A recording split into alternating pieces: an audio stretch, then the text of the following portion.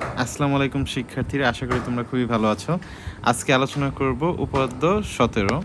সেটা হচ্ছে বৃত্তের কেন্দ্র এবং ব্যাসভিন্ন কোনো জ্যায়ের মধ্যবিন্দু সংযোজক রেখাংশ ওই জ্যায়ের উপর লম্ব। ঠিক আছে, এই বৃত্তটার ক্ষেত্রে কেন্দ্রটা হচ্ছে ও এবং এবিটা হচ্ছে ব্যাসভিন্ন এরকম একটি জ্যা। ঠিক আছে, এই এবিটা কিন্তু ব্যাস নয় এবং এবি জ্যায়ের মধ্যবিন্দুটা হচ্ছে এম। এখন কেন্দ্র এবং এম এর যে মধ্যবিন্দুর যে সংযোজক রেখা সেটা হচ্ছে ও এম। আমাদের প্রমাণ করতে হবে ও এমটা হচ্ছে এবি জ্যায়ের উপর লম্ব, এটাই প্রমাণ করতে হবে। সেটা আমরা বিশেষ নির্বাচনে লিখেছি। মনে করি ও কেন্দ্র বিশিষ্ট বৃত্তে এবি ব্যাসভিন্ন একটি জ্যা এবং এই জ্যাটির মধ্যবিন্দু হচ্ছে এম।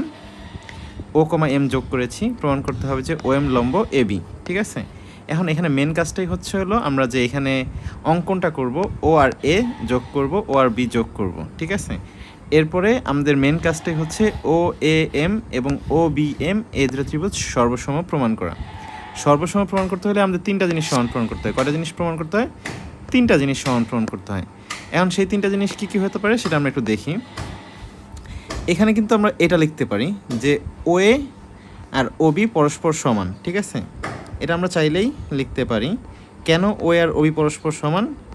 কেননা তারা হচ্ছে একই বৃত্তের ব্যাসার্ধ এবং একই বৃত্তের সকল ব্যাসার্ধ পরস্পর সমান। এখানে হচ্ছে ও এমটা এটা হচ্ছে সাধারণ বাহু হিসেবে কাজ করছে। ও এম এটা হচ্ছে সাধারণ বাহু, তাহলে আমরা কি লিখতে পারি? ও এম সমান ও এম। এবং পরবর্তীতে আমরা লিখতে পারি যেহেতু এমটা মধ্যবিন্দু, তাহলে আমরা কি লিখতে পারি? এ এম আর বি এম পরস্পর সমান। এখানে লিখব এ এম সমান বি এম। তিনটা জিনিস যেহেতু আমরা সমান প্রমাণ করে ফেলেছি, তাহলে কিন্তু আমরা লিখতে পারি ত্রিভুজ দুটি সর্বসম। অ্যান্ড সর্বসম লিখলে আমরা কি লিখতে পারবো?